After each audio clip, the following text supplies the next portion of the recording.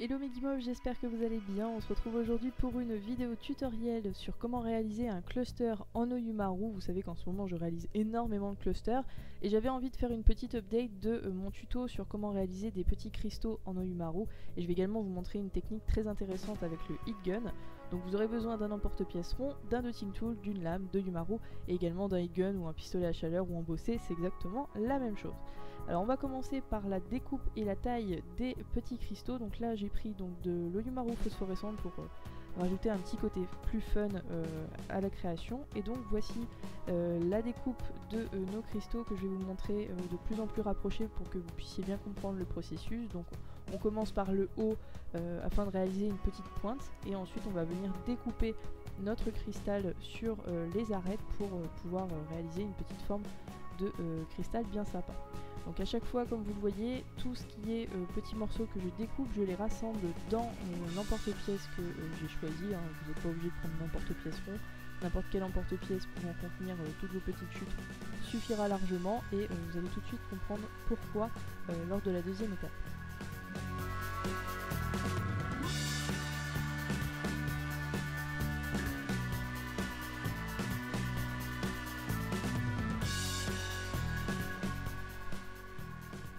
Alors une fois que cela est fait et que vous avez votre compte de cristaux, on va pouvoir passer au heat gun. Alors attention, ça chauffe et ça peut brûler, donc n'allez surtout pas toucher la partie que vous voyez là grisâtre, et ne mettez pas votre main devant parce que je peux vous promettre que vous allez vous brûler bien comme il faut.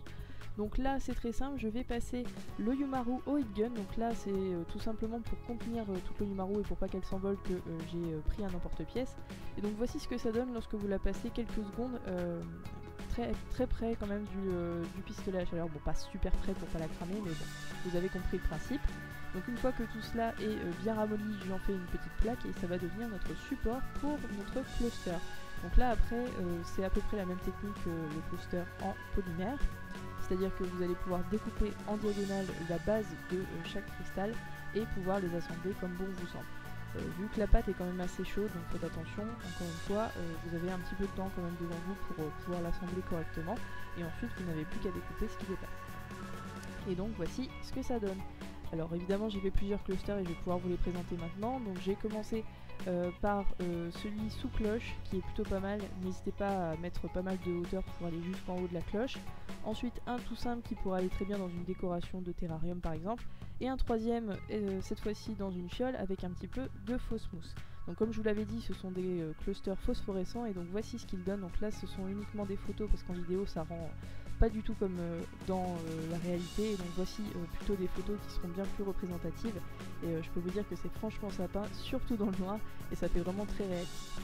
Voilà mes guimauves, donc j'espère que ce tutoriel vous a plu. N'hésitez pas à me dire ce que vous en avez pensé, à le liker et éventuellement à vous abonner si ça n'est toujours pas fait. Vous rejoindrez la grande communauté des guimauves, et je vous dis à très bientôt pour de nouvelles vidéos. Ciao.